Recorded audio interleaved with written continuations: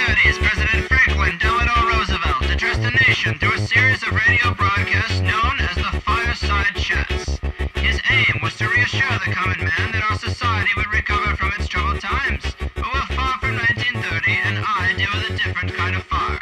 For a new era of worldly frustration, we offer a fresh conversation. I'm Greg Carlwood, and these are the Higher Side Chats.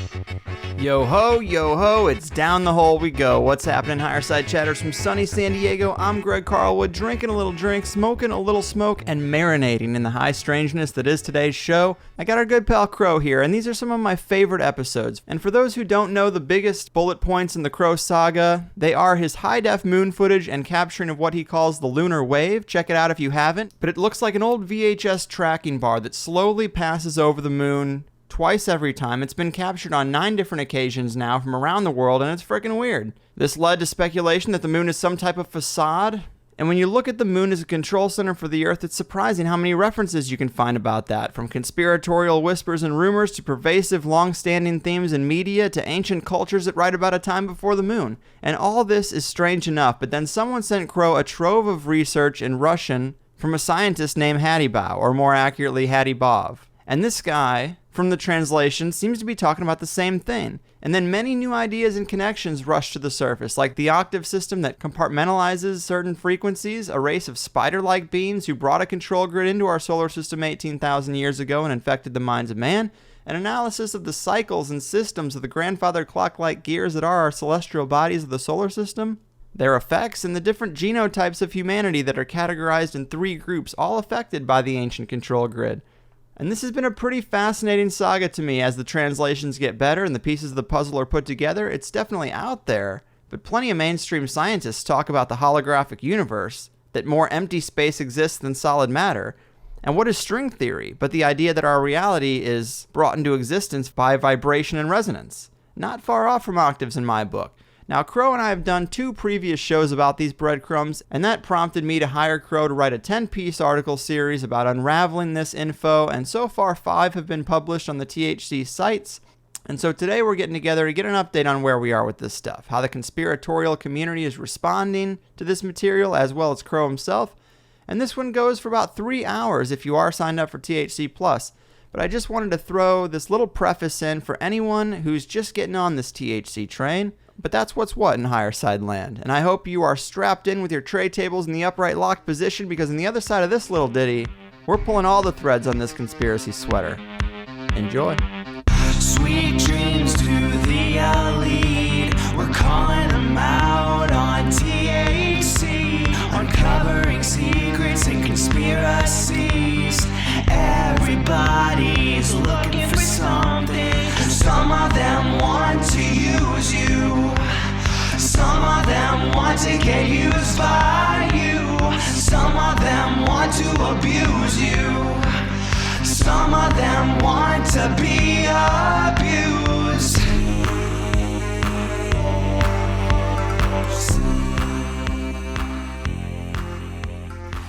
Alright people, add today to the list of days where we're going to go as far as we can into the exploration of the true nature of reality and dismantle the illusionary framework constructed around us. Because we know the planet's powerful puppet masters have made huge investments in implementing their official narratives, censored sciences, and carved up simplified histories deep into the collective minds of the masses. And although this manipulation runs deep and the Rockefeller-funded institutions seem so well established in the modern world as to seem almost eternal, still, many of us have seen enough holes in the education we've been handed from on high to really start pushing the envelope when it comes to questioning just which constructs we've always taken for granted might not be based in reality at all. From something as simple as the acknowledgement that Columbus didn't discover America, although kids are still taught that today, to the mental middle-of-the-meter understanding that 9/11 was just another footnote in a long string of false flag events, to the furthest fringes of full-on freaky, where many are questioning the very construct of Earth, space, the moon, and just what a prison planet could truly be.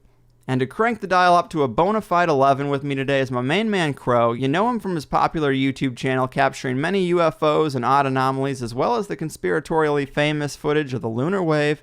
He's been a big part of the THC family with 2 shows in the bag already and now writing a 10-piece article series for THC, of which we've seen 5 phenomenal entries so far. Here to discuss just how vast the constructs of control could be, as well as the content of his first 5 THC articles, his latest research, most recent footage, and current understanding of the Russian research of Hadibov. Always a fan favorite. You know him, you love him. Crow, my man, welcome home. Thanks for having me back, bud. Yeah, man, it's always a fun time when we get together. It has been a wild ride so far. Hopefully most of the listeners have heard our first 2 shows together and have kind of checked out your THC articles. If this is the first time you're hearing Crow, then be prepared to just get thrown right into the deep end of the pool. But I, for one, have really loved watching the articles kind of massage out a clearer understanding of the implications of both the Lunar Wave and the Hadibov Research. And I guess we really got to start there because it seems like you've gotten a much better handle on both of these things since we last talked, wouldn't you say? Yeah, I think there's a point where you kind of step back, and this is true. You see so many people kind of in the conspiracy realm online. You take the people who are looking at Sandy Hook or something, and what tends to happen is people realize that something's not right, and then they dive into details. And that's kind of a double-edged sword. While it brings you understanding, at some point you got to quit digging for more details and just understand that you're looking at deception.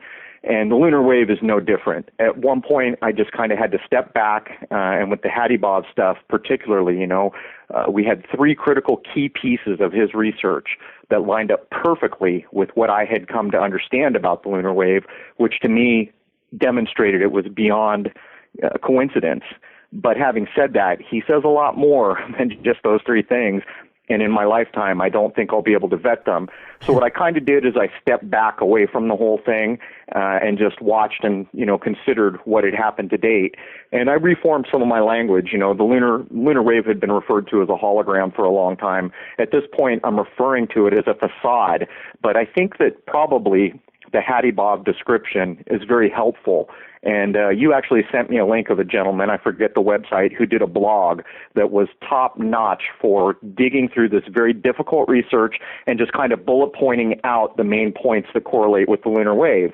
And so what we find in Hadibov's description is that we're looking at basically a facade that we call the moon, that you have been told is a rock, that is not, and it is made by octaves and tonality, which is a direct reference to what the average human being would consider music, as an example.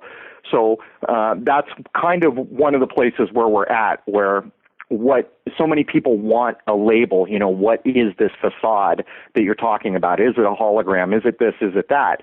Problem is we don't really have the language to describe it, and in my view, if we've been handed a false reality, then that means we believe in a fantasy. Now, if I come along and say that's a fantasy and then replace it with what I think it is, all I've done is substituted another fantasy.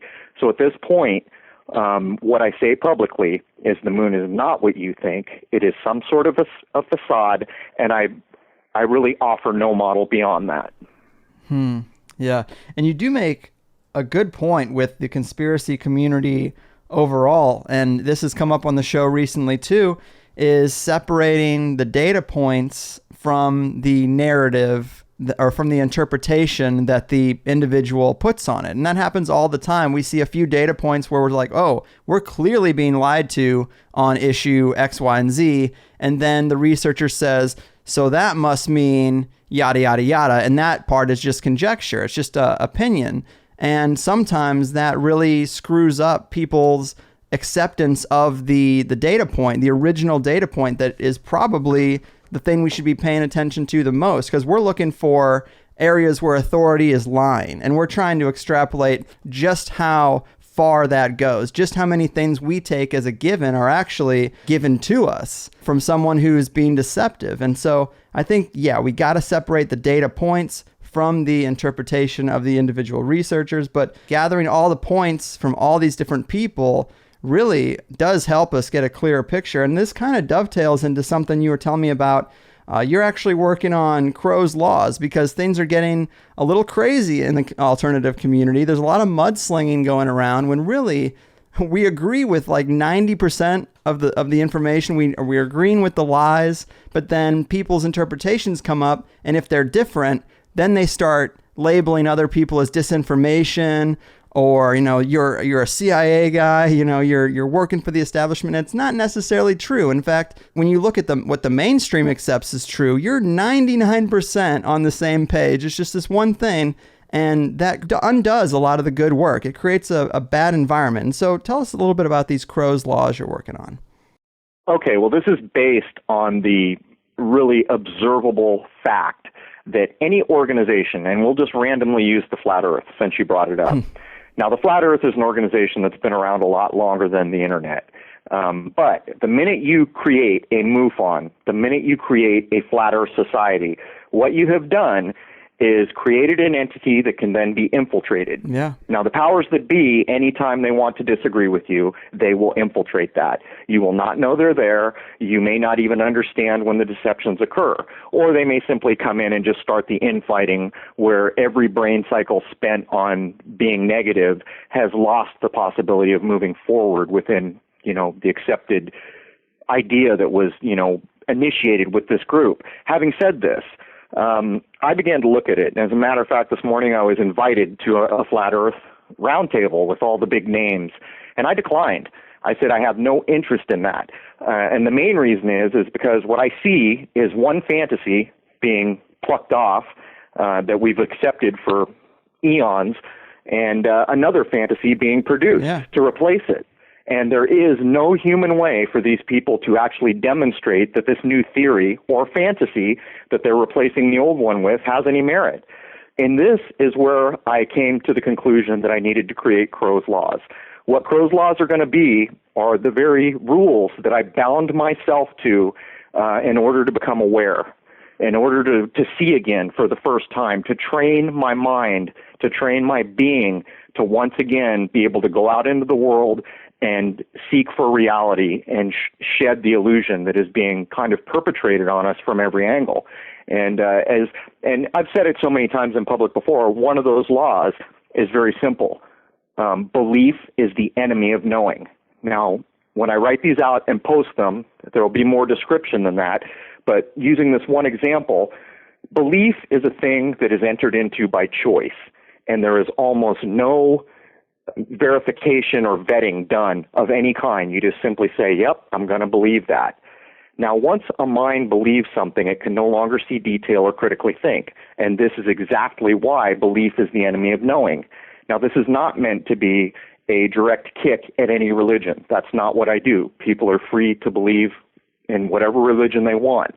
What this is meant to do is to demonstrate that knowing is a thing that is not belief. Once you know a thing, it needs no defense. It is exactly as saying the sky is blue. It's not an arguable thing anymore. But the obstacle to knowing is in fact belief, and that's going to be one of the laws that I write out. So there's an example of what's to come.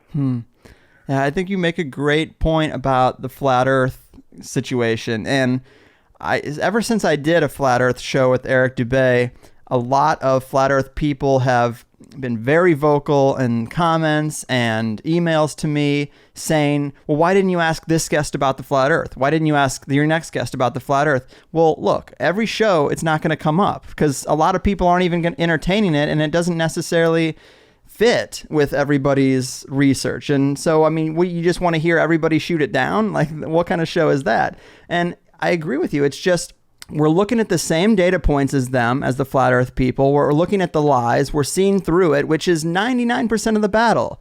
But then because we're not willing to categorically state that the Earth is flat, then, we're the bad guy somehow. Like, look, we're still in this thing together. That's what I would say. No, and in my view, it is far more important to help people understand that the model we've been accepted, or that we have accepted through history, is false. Now, when you do that, people will begin to critically think again. Now, the problem is people want truth. So they say, okay, well, if that's not real, what is? So that's what these laws I'm writing are about. Mm-hmm. What the laws are about is removing the obstacles that will allow you to get to truth. And finding truth is an individual thing. Knowing something cannot always be communicated. In terms of the flat Earth, I have always gone on the record saying the description of this planet that we live on, and space, and the sun and the moon that we have been given is false. Mm-hmm. But I will say no more than that, because what will happen if this works is that enough people will come to think about this and then really start to look into it and then really begin to consider maybe this is possible. When enough people do that, the kind of 100th monkey thing will occur where almost a mind virus spreads across populations that have never known each other and everything changes. That's when you start to get to truth, or you can do it individually. But I think the flat earth is a good example of what we're talking about here. Yeah, it is. It is. So let's get into the data a little bit. A lot of the listeners are probably very familiar with the idea of a controlling elite that has been in charge for a long, long time. But even for the people who will take it that far, I think we're constantly surprised and challenged by just how vast a system it really could be. Now, if you were going to try to define the system as you see it or paint a picture, I mean, you mentioned that octaves play a huge role, but what else is there? Can you kind of paint us a picture with your latest understanding of how you'd really nail this control structure down? Right. Well, one of the articles that I wrote for you recently, one of the subtitles within the article said something to the effect of, I tried to see beyond deception with a telescope, but I couldn't do it. Mm-hmm. What I'm trying to point out there is that at first you see some event, a Sandy Hook, a 9/11, whatever it is, and you say, wait a minute, that's not right. And so you get in, and there comes a point in your life when you understand, yeah, that was a deception. That was a wholesale deception. But you have to step back. And what you will find is that the deception you're seeing does not end at a state border. It does not end at a country's border. It does not end at a continent. And as a matter of fact, if you come to my backyard and look through my telescope, you're still seeing a deception with no edges. It is everything. Everything you see is part of the system we live in. And that's really tough to express to people in any meaningful way. It's akin to knowing. You can know something, but communicating that knowing to others cannot always be done. That's something they have to arrive at on their own. But having said that, that is really the reality of things. And the real problem is people are going to want some kind of a model to demonstrate what you're talking about. Well, unfortunately, human beings don't really have a way to provide that model. So it all starts with understanding that deception exists and it's all around you. Mm-hmm. And before we started recording, we were talking about these things, and you had mentioned that it's like a chess game, and we're just shocked at how many moves ahead they really are. And I think that really nails it in terms of what is shocking us. Because if you look at something like a Sandy Hook, you're like, okay, that's not that hard to put into motion. You know, it maybe takes a year of planning, and then you create the event, and then you have the after effect that you wanted, the desired result, and then it's over. And it seems fairly understandable how that would occur. But then you take something like 9/11, and I've read some pretty deep level books about 9/11 that talk about it being built with sacrifice in mind because of the symbolism in the structure, the trident symbol being part of the architecture, and a couple other elements too. But then that really blows the mind because it's like, whoa, we're not talking about, you know, the Bush administration wanting to put through the Patriot Act and creating this event. We're talking about the possibility that it was built to later be destroyed. Yes. And that is pretty crazy. And you can take that and extrapolate it even further with some of this stuff. And the real surprise comes from how many steps ahead are they really? And it's multi-generational. It's centuries. That's right. That's right. And not only is that right, you've got to understand one of the reasons that we can't provide a model for how this thing is operating that we can now detect in this age. Is it's something that is so foreign to you that you would probably consider very dark, maybe akin to black magic, or to use words that don't really match the situation to try to convey to people. It would, for the average person, what is being done would be very foreign to their belief system. It's akin to saying to a vegetarian, we're going to go out and kill a pig and eat it. That vegetarian would be repulsed by that. So that is kind of what we're seeing. But to demonstrate to folks, here's an example. You and I are in San Diego. A number of years ago, I don't know if you remember, there was a veterinarian man who was portrayed on the news as having gone out for a swim and a white shark killed him. Do you remember that? I do. Yeah, at the time, I had not yet removed my TV and stopped watching news, there is no television or news in my life now for a reason. But anyhow, I said, that's not right. That's deception. And, we dug in and looked at the reasons why. Well, fast forward all these years, and a couple weeks ago, they advertised Shark Week on cable TV, okay? So they further marinated society in sharks. And I will preface this whole conversation by saying San Diego has never had a problem with sharks. Never. I'm over 50 years old. I've lived here most of my life, and in the times I've been gone, I've always come back. There has never been a shark problem here. So what we see is all of a sudden in the news pops up these two children. I think they were on the east, but again, I don't watch news. But these two children were said to have lost arms or something like this to put the terror out.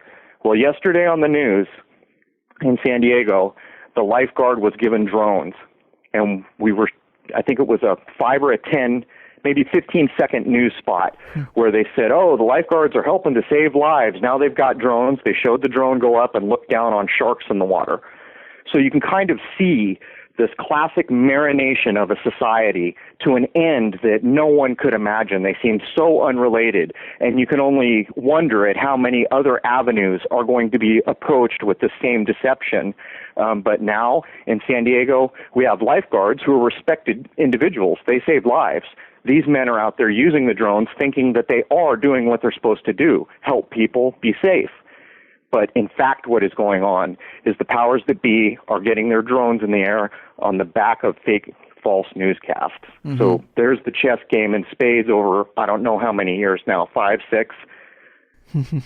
Yeah, that's a great point, because the elite are losing the PR battle on drones. Everybody is wary of drones. Even in the mainstream, individuals are very cautious and kind of skeptical of why we need drones in the air. So you gotta create something. And this is, again, problem, reaction, solution. Problem, sharks. Reaction, panic. Solution, drone surveillance. It's right there. Yeah, you know, my wife and I often sit here and chuckle that basically a lot of how this works is by kicking puppies.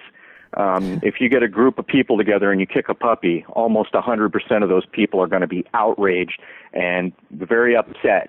The minute you get a group of people fearful, upset, enraged, they're very malleable. You can do things with a mindset that is like that. So we attribute it to that. And when that single puppy gets discovered as to be false, or it wasn't enough to do the trick, they just get more puppies. And pretty soon you're looking like with 9/11, a stadium full of puppies. But this time they don't kick them, they burn them.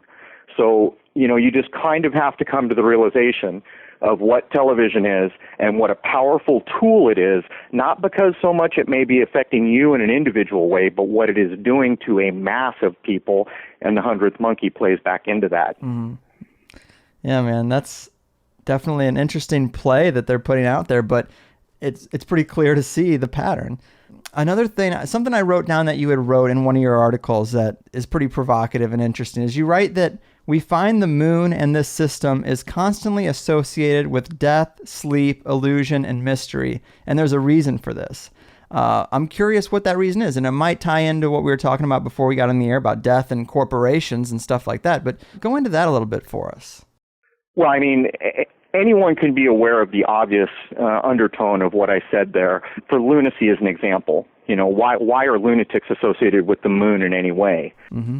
There's a reason for that. But if people truly want to begin to know something on their own, independent of what you or I might say, here's what you do.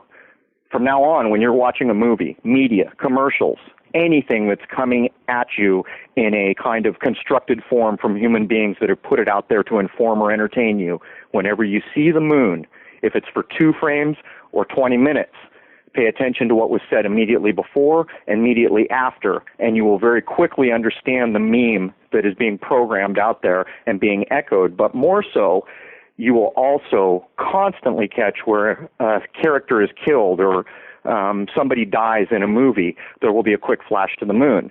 Now, this absolutely relates with what Hadibov is saying, this whole idea of brains being recycled out of us or into us, this whole kind of idea that we don't have a way to better understand or vet.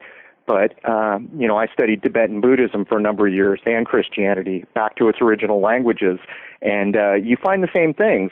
The moon is always associated in this very bizarre way with lunacy, sleep, and death. And in the modern age, in this kind of ghoulish deception age that we find ourselves in now, more times than not, it is directly associated with death. So the question's got to become, when we check out of this little play we're in here, does the moon play a role in that? every individual should be thinking about that.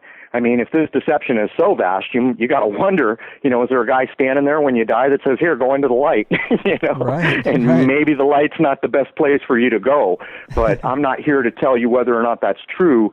That is a personal thing that you have to do for yourself, because that's a pretty big responsibility. Yeah, we definitely did that show fairly recently too. It's funny.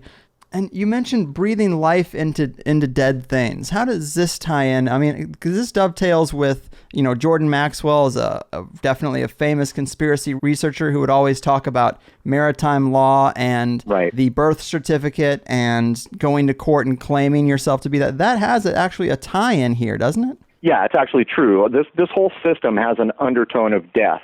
Basically, in the system we live, you are being coerced to be and do all the things that you are. And in that, you are actually, I heard it said a certain way, just give me a second here, that we are voluntarily committing suicide.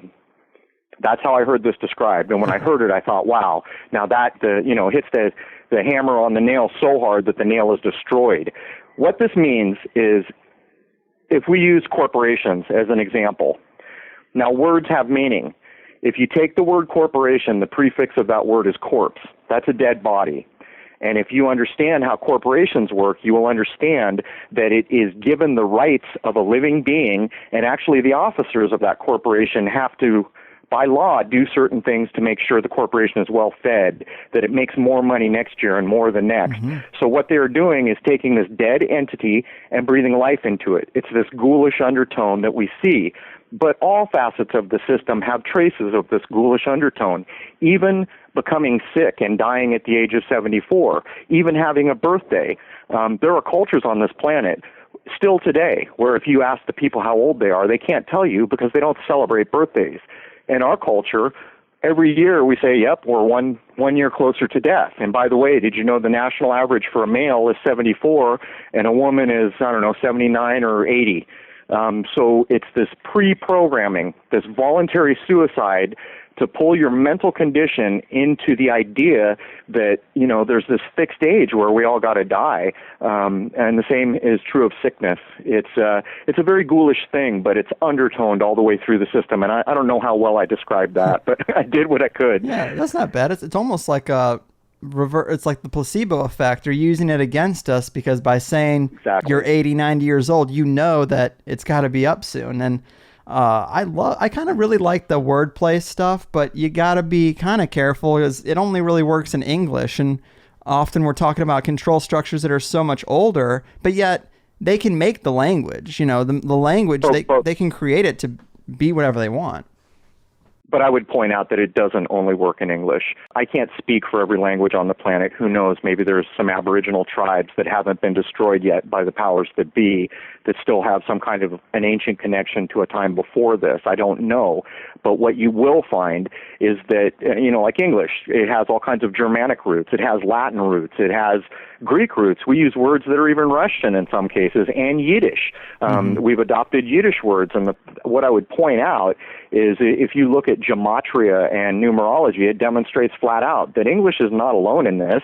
It's just that English may function in a slightly different version. There is no major language, in my view, that is not subject to what we're talking about here. And that's a great point, too. I interviewed Marty Leeds quite a while ago, but he's very big in gematria, and the way he describes it is there is a lock and a key. Every language is its own lock that requires its own key to be opened, and you have to get a different cipher to really understand, the code within it, but yet it's still the same thing. It's still a magical spell, just a different tweak. Well, you hit it right on the head there. There is a reason why when we are 4 years old, we are taught to, quote, spell. We are taught to spell. Words have meaning. And people, even myself, I know this of myself. I say so many words in a day that I did not stop to understand what I was saying, and even if I would have stopped, probably would not have known enough to understand what I was saying. And this is kind of a funny catch when you really begin to realize that when you're looking at those Harry Potter movies and those kids are being taught to spell, it may be a different level of things, but it's no different than what you were taught when you were 3 or 4 years old. The point is You know, there in like the Kabbalion and the Emerald Tablets, they talk about, I think I have those books right. It's one of those really old narratives where in a very old version of Egypt, all the words that were taught to the up-and-coming race, whoever they were, resonated with the object they were speaking about. In other words, if a person said table, the very form, structure, and sound of the word they said had been designed to resonate with the object they were speaking about. Now, when you fast forward kind of to where we are, that's, you know, even to consider if that's possible, we're definitely at a different level. But the point I would make is when you look at the fake newscasts and begin to understand the numerology and gematria, it doesn't stop there. The words all have meaning and the words all have base meanings. And if you use etymology or dictionaries, you can see that a word has numbers of meanings and sometimes they're contrary to each other. But the point is the people that are employing them against you know full well what their meaning is meant to be. Mm-hmm. Yeah, I'm with you on that stuff. Something I did want to ask you real quick. I'm used to saying Hadibov. Are we saying Hadibov? Is that a better pronunciation? I think Hadibov is better, and it was funny because I was watching a Star Trek or something where the Russian guy on the bridge doesn't use W's, he uses V's, and then someone that same day commented, and then another the next, that probably more accurately Hadibov with a V as in Victor would be more accurate. Right on. Some multidimensional entity is reaching through the ether to get to your consciousness and set shaking and say, "Hey, man, it's Bob, not Bow." It's almost like a mental clue in the same form of like a crop circle. It's almost as if this gentleman had spoke any other language but Russian, we would have had so much easier a time getting it into English. There just seems to be a real barrier there. Yeah, and we're dealing with such complex concepts that it's hard to deconstruct a sentence because it isn't like, you know, the chicken crossed the road. It's not like you can get just 3 or 4 words and then construct the sentence because this stuff is so foreign. You really got to know each individual word. That's right, and then it's technical at a really elevated level, and the whole time you're sitting there, okay, is this reality or is this science fiction? So I mean, there's just many layers of a human being sitting there saying, "Where's the truth?" Digging as quick as we can. It comes back to the laws that I'm writing. We do the best we can. That's all we can do. Yeah, I hear you. And I have been getting more and more into the idea that most of this manipulation, or at least a very pervasive layer of it, is hidden right in plain sight with the marker of the official year 1. And I know this comes up in his research also, but we know that wasn't the year 1. We know that we used to be more attuned with things like the lunar calendar before that, and there was a major cultural shift at that moment. And when we ask how long has this manipulation been going on, well, there is a pretty clear indication of this little window of time where a big layer of it was blanketed over the Western culture, at least. Can you talk to us about that period at all? I mean, it's pretty vital to understand, isn't it? Yeah, I can. And, there's a reason for the old saying, all roads lead to Rome. I did articles when I was still writing for the Fraudulent Examiner, trying to see if I could put truth out through regular media, which I could not, which is why I don't write there anymore. But anyhow, the year 0, well, there was no year 0, as we all know, right? So there's the first what the heck. But besides, if you set aside the point that we have a population of human beings that have no idea how we got here, or where we were before a certain point in time, people like Hadibov are telling us there is no real history below year 1. What we can know are things that are pretty concrete. Well, we can know we've been told that Julius Caesar is the guy that jacked up our calendar first. A thinking individual would understand that the Jewish calendar is probably far closer to a reality that would be beneficial to us, simply because they put the new year in March, where the vernal equinox or rebirth of everything that grows and lives is. What Julius did for us was jacked our new year away from there and put it back to January. Funny thing is we have sayings that demonstrate this. That's what April Fool's is about. When Julius did this, there were people who did not want to let go of the correct version of New Year's, and so they were still celebrating New Year's when April 1 came along, and they were referred to in a derogatory fashion as April Fools. So you can see the system fighting people even back then, clawing to hold on what they knew to be correct, and we can also see what history did to them. We now have January as the first month. But what we see, and this ties directly to the lunar wave, this is a whole other avenue of the lunar wave that has now opened up to me. I began to consider, because I wrote articles about solar and lunar calendars, and as I wrote about the importance of the vernal equinox, the lunar wave, and that month to the first full moon that we call Easter, some things began to dawn on me. The first thing is, we today, in this Western world where we use the all-seeing eye and the sun as the underpinning of our calendars and everything else, we temporarily cross back to what is called a solar luni calendar to place this one day, Easter. Very strange thing, because the sun cannot provide for when that first full moon comes after the spring equinox. But what I was further thinking is if you have cultures in the Far East, the Arab nations, the Muslims, the Jewish people in that part of the world, they're based on a lunar calendar. And it occurred to me that if secret societies have any true knowledge that is of value, it must cover how we got here and, truths about our moons, our planets, our Earth. It must have these secret mystery, teachings that have been hinted all these years, all the way back to the Greek Elysian mysteries. But I began to realize that if you based your calendar on the moon, and I now know that the moon is not what we've been told, then the cultural foundations must have had some understanding of the system we're seeing. And what's funny is I recently got a post from an individual on my channel that pointed out what I had known a couple years ago but never continued to research it, that the highest and holiest Jewish holiday fell on September 26th in 2012, the night that I filmed the Lunar Wave for the first time, the best lunar wave that we have, and from Hadibov's research, the most important, because people were being turned off. Their brains were being cycled out. No more updates for 5 billion plus people starting in 2009, ending in 2012, which if I was to just accept Hadibov, would suggest that that's what I filmed. But having said that, I looked into Yom Kippur, which is the last night of the high holidays, and I started finding all these things about seeking forgiveness from God, things like the finger of God touching man, and then hearkening back to Hadibov where he's saying that's a download coming to the planet to update the people in the system. And it just kind of opened up this whole other thing where it almost gets so overwhelming you don't know what part of it to look at first. But I kind of got off on a tangent on the lunar calendar, but I think you're going to have to pull me back to reality. I forgot where you started with that. Yeah, just how pervasive that switch is. Like, I'm not even totally sure what kind of effects that has on a huge culture, but there definitely is some meat on those bones. In terms of the calendars, it's very clear that in our age we have been taught that time is linear. And it is also very clear to me that time is really more cyclical, just like any computer program or anything else, a life cycle. We live, we eat, we die, something is born. Those are cycles, and I don't think time is any different. What we find with the current time, and a good example of how this has screwed us up as people and kind of keeps us off balance, is daylight savings time.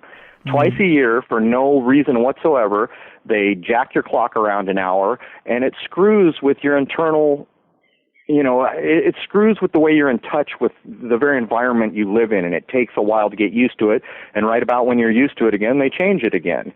And so you can kind of see the power of what calendars do. And to be honest with you, a lunar calendar divides much more evenly into the time we're told is a year, as was demonstrated by the Mayans.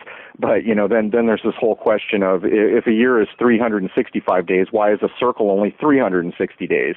So, that opens up a whole other avenue of what's going on here. Yeah, man, that's interesting. I never really considered that the degrees of a circle should possibly link up with the orbit of the planet. Maybe it should. Maybe it should be 360 days, but they added 5 just to jack us up somehow. That does seem to be the overall game, create an unnatural cycle that's just a fraction off from what we would consider more harmonic or more natural. And if you can keep us away from unlocking those clues to the natural world's patterns, you can probably keep us in this dog-eat-dog 9-to-5, go to your bullshit job reality easier and keep us out of balance. Maybe it just adds to the internal stress people feel. But when I try to think about the control system as a whole, it's almost like we're victim of two systems. One that seems really out there that could be using this moon as a control center, an interplanetary system keeping us in an illusionary matrix, playing off the rings of Saturn like grooves on a record. And if you put stock in anything that epic, it's not going to be the same as the more down-to-earth banking families and ancient priesthoods and elite who altered the calendar. At least I don't think so. It's more like they pulled the strings to create their own control mechanisms within the larger system that they can't escape either. In other words, we may be in a fishbowl with a couple piranhas trying to rule over it, but we're all still fish, and they have no more ability to break free from the water than we do. And maybe some multi-dimensional ancient intelligence or archons or Nephilim are the architects of the fishbowl itself. Well you know what said. I'm getting at, man? No, that's well said. I would also add that these piranha don't just have bigger teeth and bigger muscles than we do. They have secret knowledge, and knowledge is everything. And this harkens back to the Greek Elysian mysteries and all these things that you've heard about that the average person like me will never know because we're never initiated by someone who can tell us, how did we get here? What is this place really? What am I looking at when I see the sun? Why are equinoxes and solstices so damn important? All these things that have been hidden from us, and clearly you have hit it on the head by pointing out there are some people, we assume they are people, down here that seem to have a better handle on what the rules of this system are, and they take advantage of it to our shame. Basically, we're controlled in this way. But then you point out, are these individuals capable of building a system that we think we can detect that is so massive? And I think logically, you struck on it. There's really two options here. There's maybe three. There's others. Some might say God, some might say aliens. Who knows? I can't tell you. That put this overarching kind of captive hold on our whole environment, our whole solar system, if there is such a thing. Or people did this. Somehow people got so advanced and they did this. Or the only third thing I can logically get to is there's a group of people here that are really kind of a different species. They're so much more intelligent than we are. Don't know. I mean, people will even talk about demons. I can't address any of that, but it is enough to know that we are in fact in a closed system. Mm-hmm. I can demonstrate this. Anyone who wants to go look at a number of rocket launches will show. And if you go to my channel, I have filmed things in orbit, or what we are told is orbit. My meager equipment can do that. Why is there not a single piece of footage of a rocket leaving our atmosphere? Why do they always arc out over the ocean? Why do a number of them look to be going down by the time we lose view? We are in a closed system. And I have stated for the record, we do not go on, above low Earth orbit for these reasons. Now, I did this through observation and logic, and I have found no reason to retract what I have said.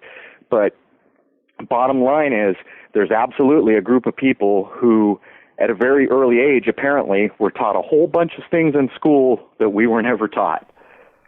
Yeah, I'm with you. And I did just find this note I wanted to throw in there too, because it's from one of the Plus members, which we kind of talked about incorporating some of their comments into this, because it really is kind of it's a domino effect. We have the Plus show is there. People subscribe to the Plus show, which gives me enough money to survive. And then I've had enough money to break you off to write some of these articles. So right. It really is them that have been responsible for some of this. But this one guy, JKMB, commented on the subject of the moon and its cycles having an effect.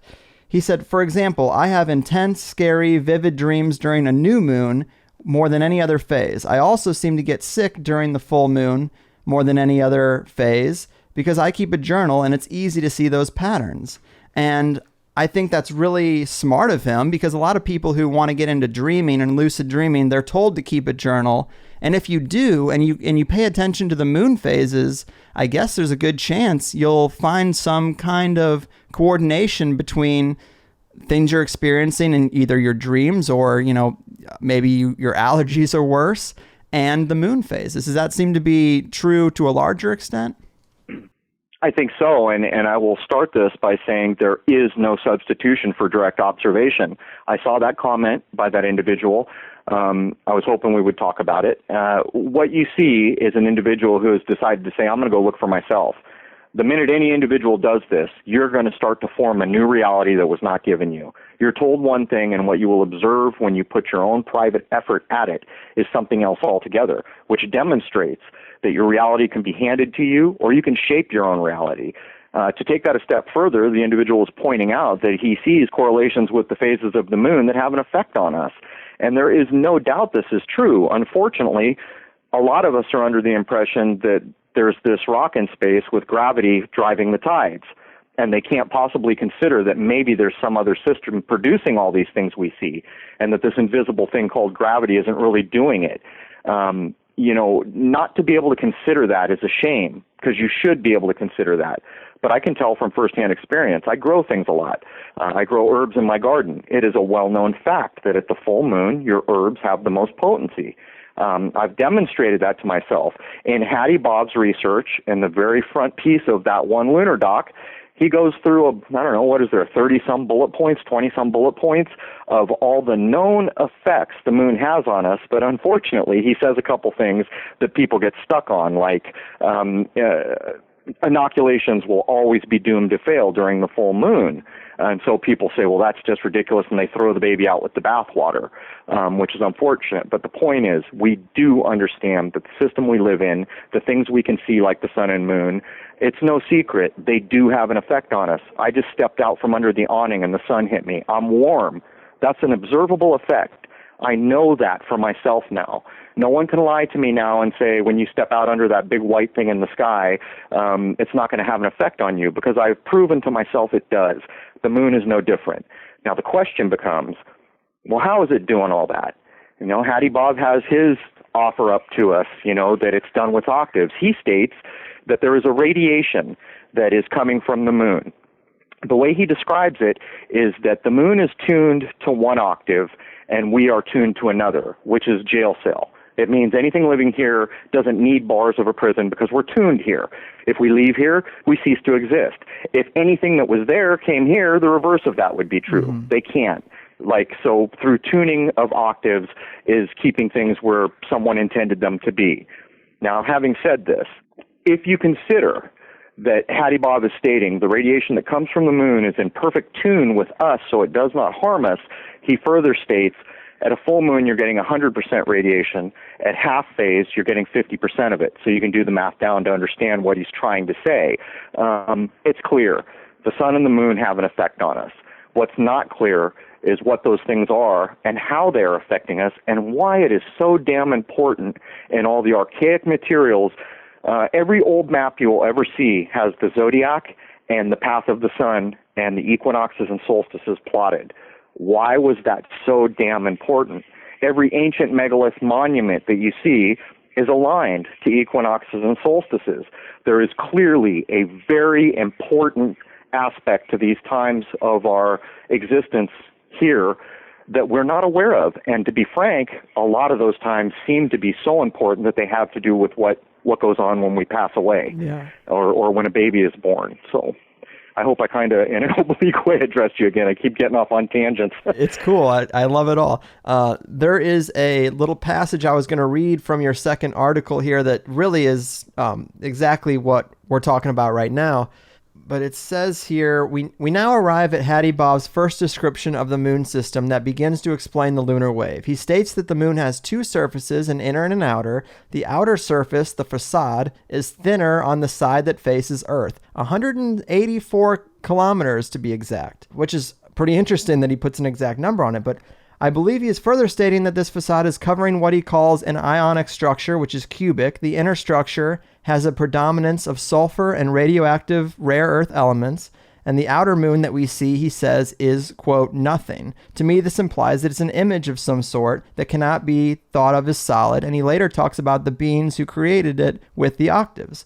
Hadibov also states that the moon produces its own light and reflects nothing. The translation is, the luminosity of the moon is determined by the operation of its facilities, the sun and the earth. That is pretty interesting. Also, additionally, the shadow of the Earth is referred to as a tube used to communicate with the system in a way that I don't understand very well just yet. But there is also a description using the word halo, which is said to be visible around the moon when the system on Earth is reset. Now, you also state that there's a little bit of debate there about the term halo being a correlation to the lunar wave, but I think that is pretty coincidental. I think that might be what he's trying to describe there. Yeah, here's the problem. I've had maybe between 5 and 10 translations from different people. A couple of the people said simply put the word halo and moon in a search engine for images, and that's what he's talking about. And it's like what we would think of as a sundog, the kind of ring you see around the moon sometimes. That's what those two people, that's what their opinion was. But others stopped dead right there, changed the color of the text, and said, there is your lunar wave. So again, when we're trying to translate, of course we're going to get, the flavor of the individual doing the translation wherever they're at currently in their kind of search for, whatever they're looking for in life. To me, the main takeaway with what Hadibov did is when I filmed the lunar wave in 2012, it happened in such a mind-boggling way in such a few amount of seconds. Had I not, and I wasn't even tracking that night, I was doing a manual track. I didn't have the scope aligned. If I had not panned at exactly the moment I did to catch the beginning of the wave at the bottom and then pan above it, it would have been so difficult to make the argument that something important had been filmed. Mm-hmm. And it goes on from there. Me having the epiphany one night and taking the clip back out of the garbage finally some weeks later, and then sticking to my guns, making all these assertions because intuitively I began to understand from constant observation that I had stated this is likely to happen near equinoxes. This is likely to happen near a full moon.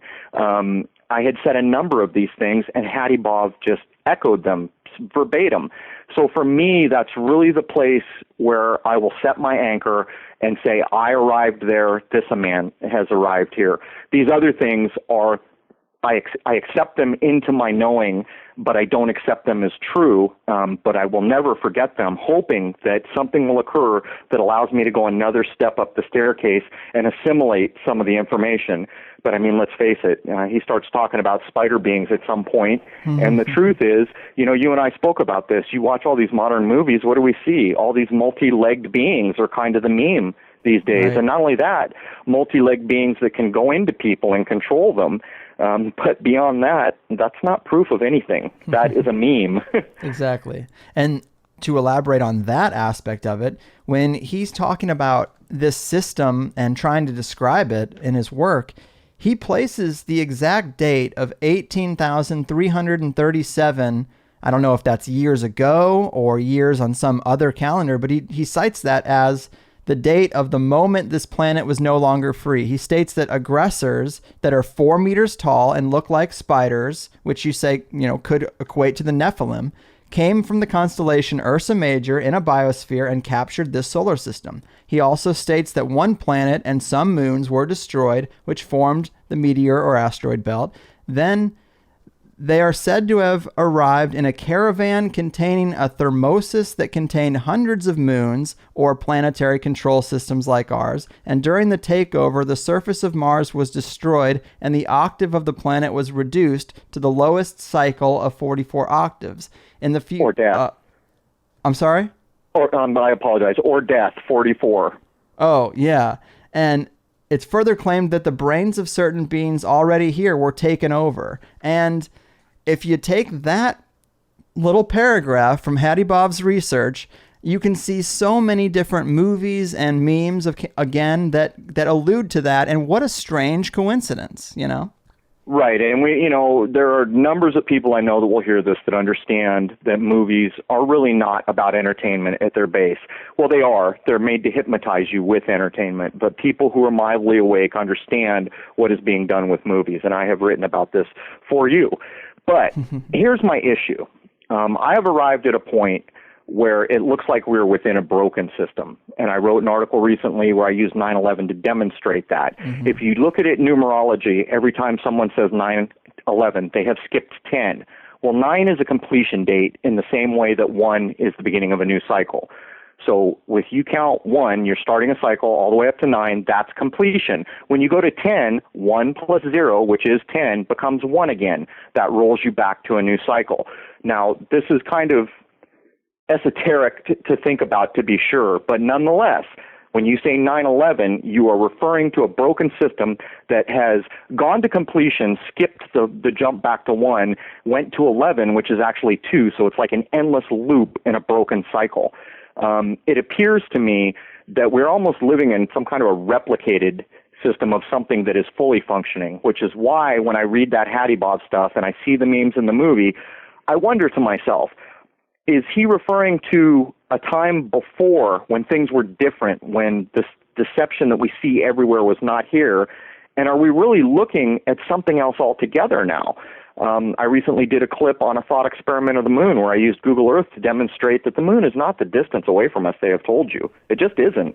I can see with my naked eye a crater called Aristarchus. It's white. Most people can see it if you have decent eyes or glasses. It's roughly 40 miles, the little white mark that it makes. That's even a little bigger than it is. But you can see this 40-mile circle from Earth with your eye.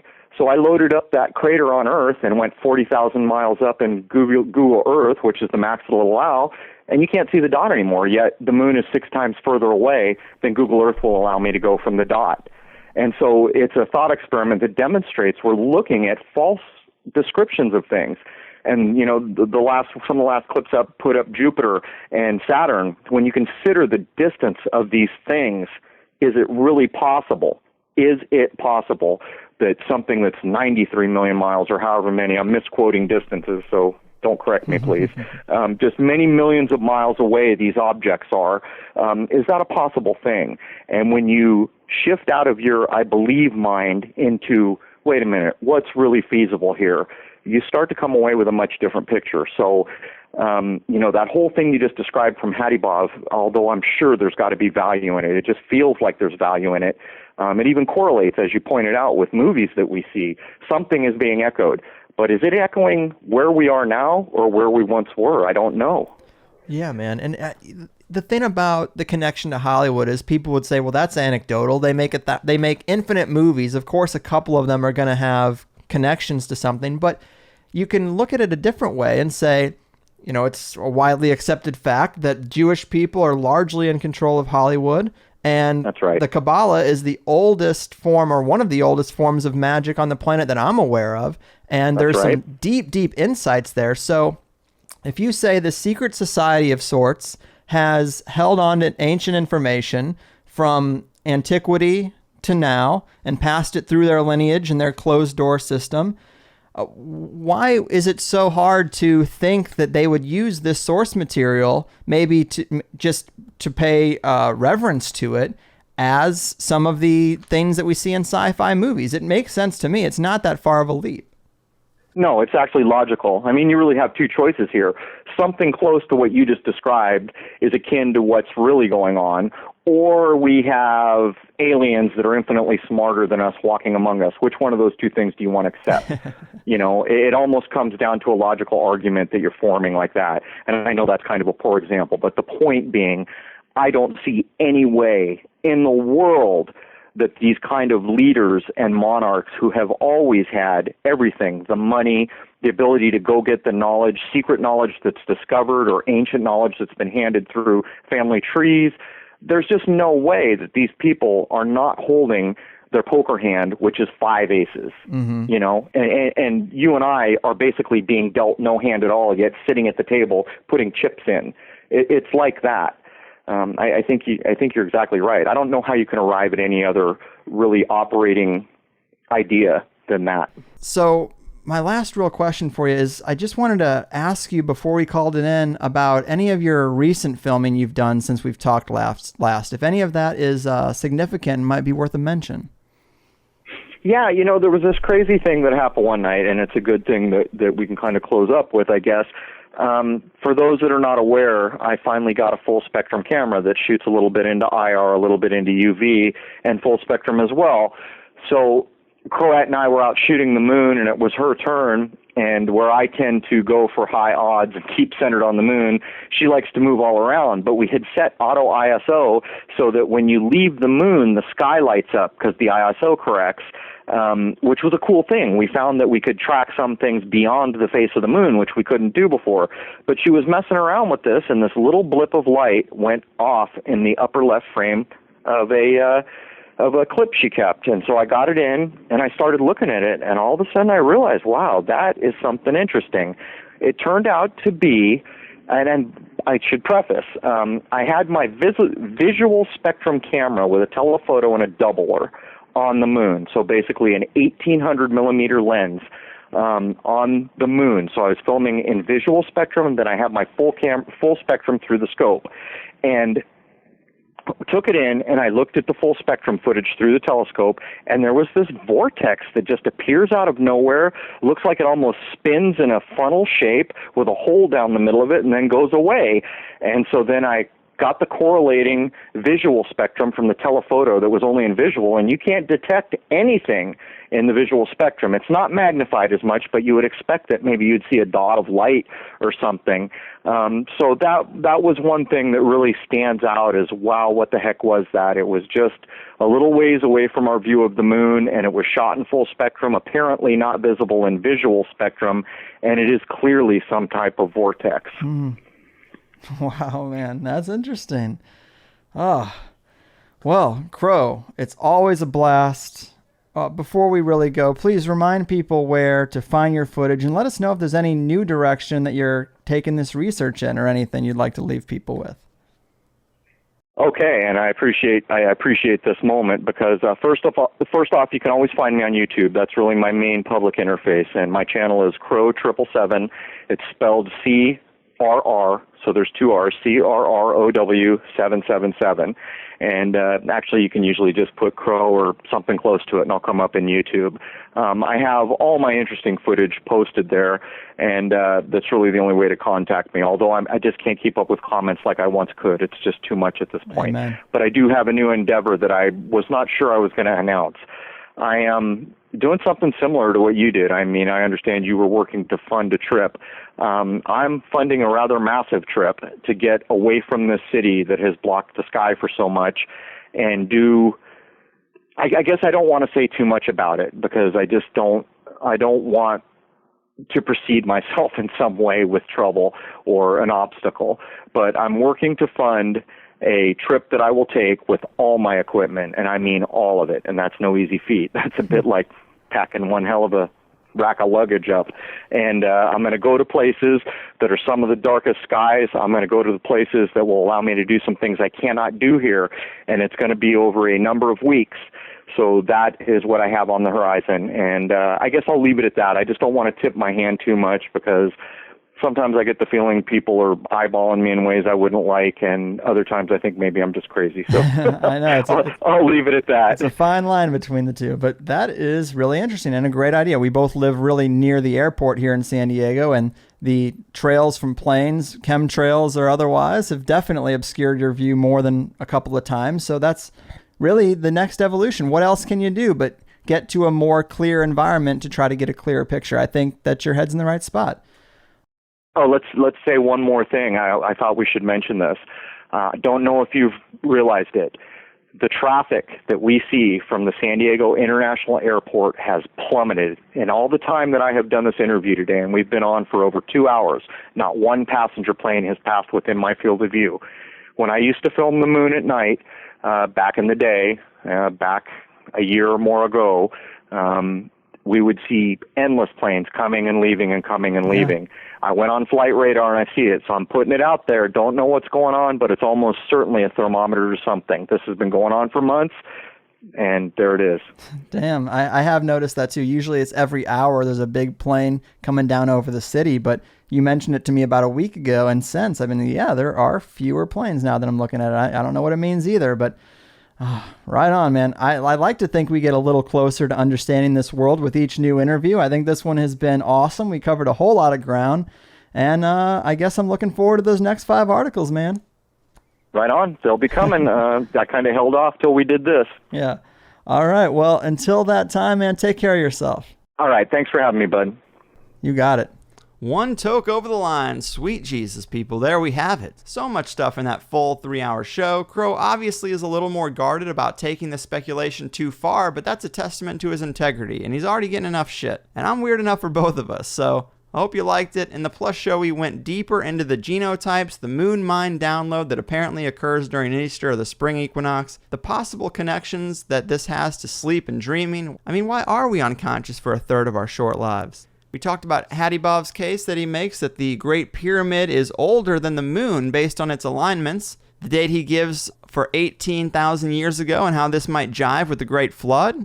We talk about more holes in NASA's data, our issues with the flat earth community and how some of them have been going after Crow, more moon weirdness, the weaponization of sound. I mean, why does the Queen knight so many musicians unless they're doing something for the system?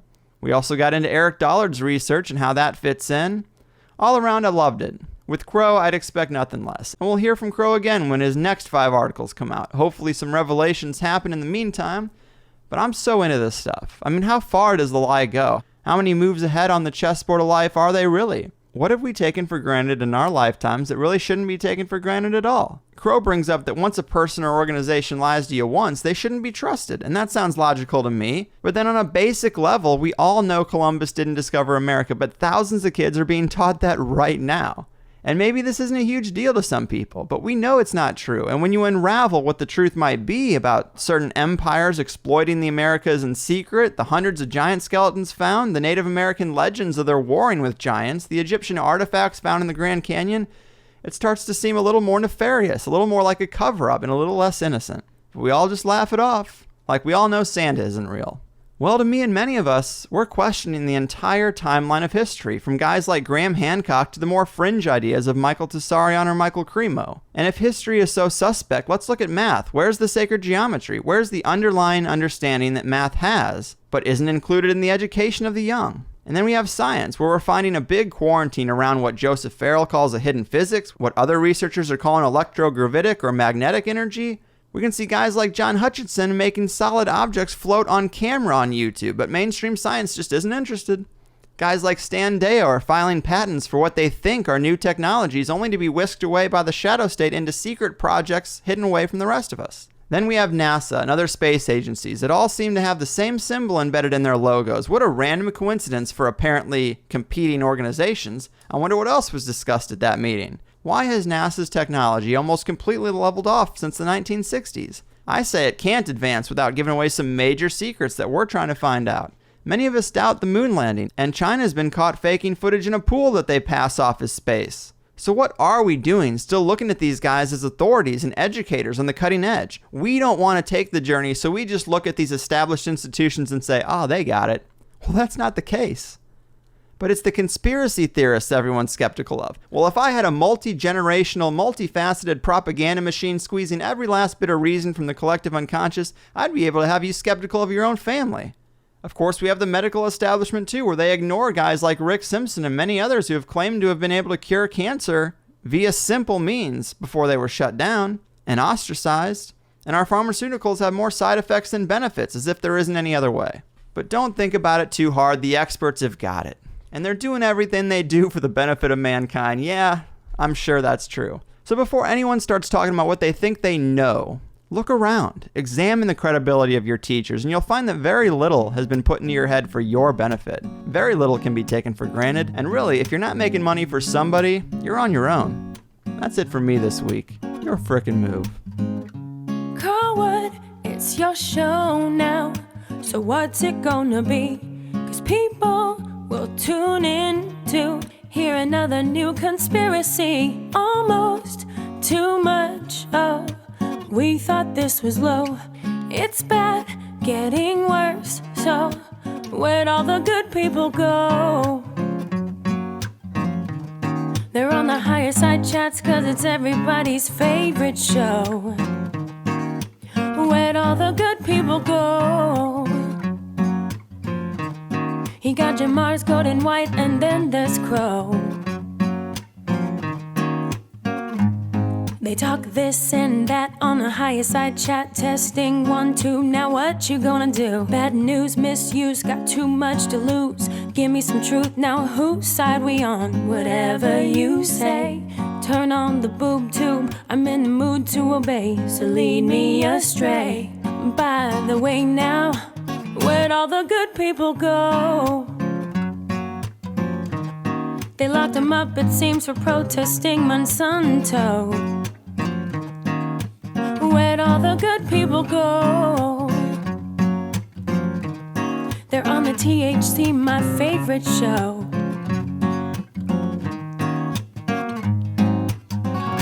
Sitting down, new episode to hear. Wanna light a bowl, but I fear the police. Can you hear me?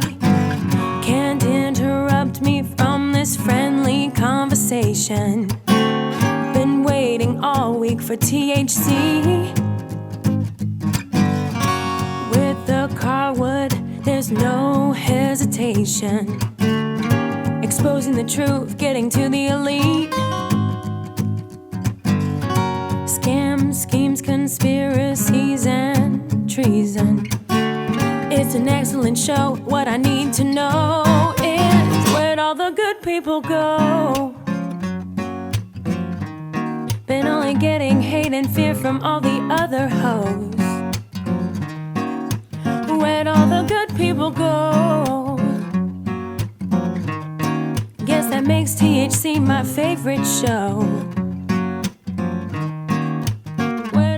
They talk this and that on the higher side chat. Testing 1, 2, now what you gonna do? Bad news, misuse, give me some truth. You got too much to lose. Whose side are we on today? Anyway, okay, whatever you say. Wrong and resolute, but in the mood to obey. Station to station, desensitizing the nation. Going gone.